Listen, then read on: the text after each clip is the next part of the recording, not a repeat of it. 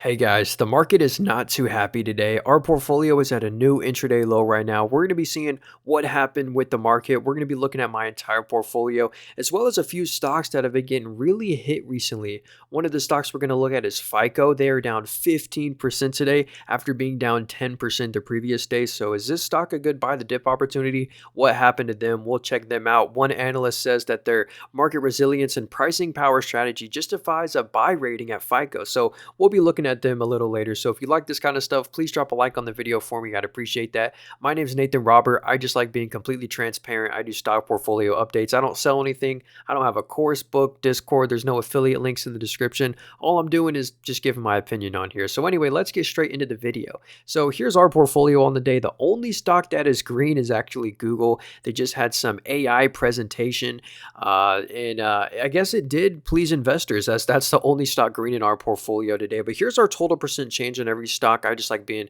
completely transparent. This is our dividend only portfolio or dividend growth portfolio. Every stock in here pays a dividend, and we're down bad, of course, on United Health Group. And another quick update, if I go to my Roth IRA right here, I did buy a new stock today after my previous video. I went over 3 REITs to buy now, and one of them is Brixmor Property. I rewatched the video, and after watching it, I'm just like, this is such a great company. So I decided to pick up 5 shares of BRX here in my Roth IRA.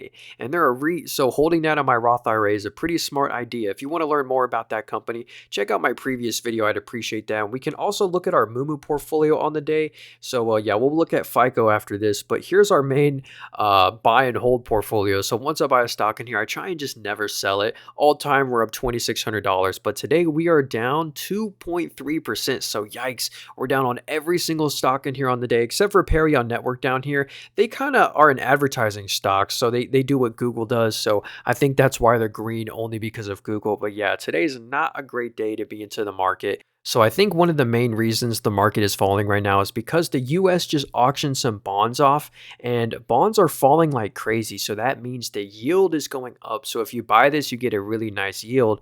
But that also means the cost of borrowing for small businesses, medium-sized businesses goes up. This is not good for, the economy, because the cost of borrowing goes up for everything. So we don't want to see TLT going down. But for other companies, like a lot of cash-rich companies, like a Powell Industries, this stock has no debt and $400 million of cash, and like a Google as well. They're actually going to benefit from this, because since they have so much cash, they can earn a higher interest on their cash. So it's not going to help out the people with non-fixed rate debt, So that is something you do got to be careful of, because these real estate investment trusts really move with TLT. They don't move exactly, but they usually rhyme together. This is a REIT I've been buying, as well as BRX I just looked at, but I've also been buying the dip on ticker symbol Cube right here. This is CubeSmart.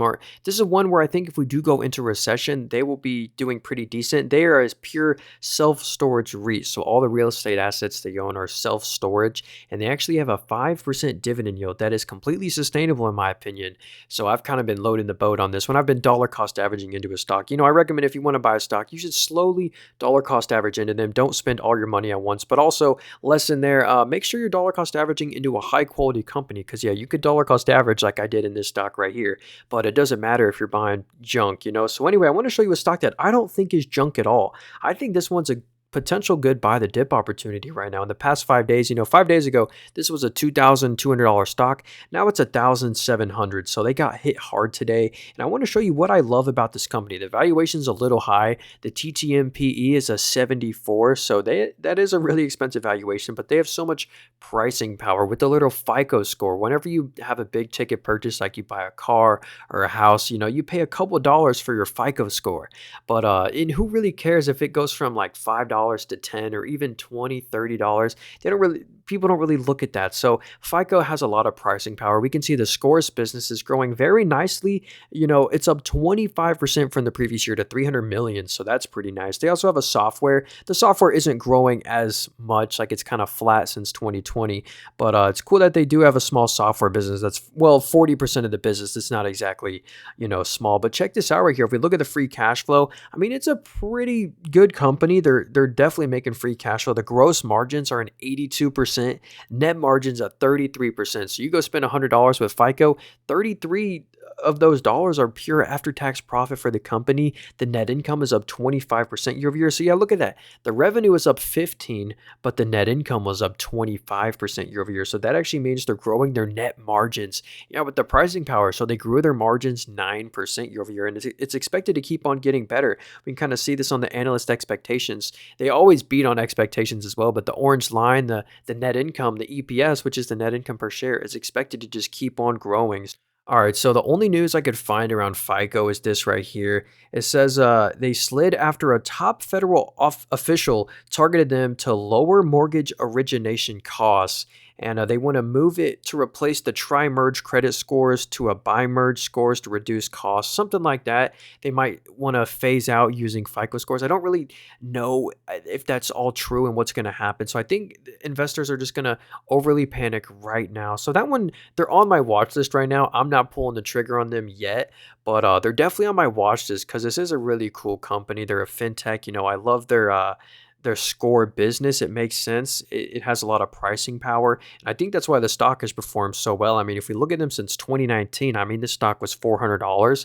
Now it's literally 1,800 nearly. So it's 5x easy. So FICO's a pretty decent one. The valuation's still a little too high for me, 74 PE. But again, that PE is expected to, the forward PE is what you really want to look at with all the growth over there. So let me know what you think about FICO score. There's also another stock I want to share with you that might interest you. Let me know what you think about this. All right, so for this next stock here, I first want to say the market isn't even reacting that much. Like if we just go to the S&P 500 on the 1 month, I mean, this just looks like a typical, average RSI retrace. So the market's really not freaking out too much. I mean, this is completely normal. But let me get to this next stock here, and this is Reddit.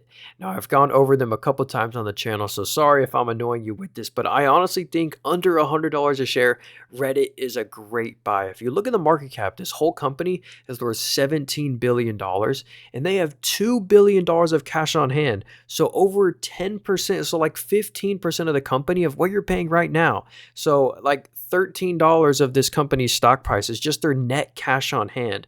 So you can subtract $13 from the stock price, and this is what you're paying for Reddit.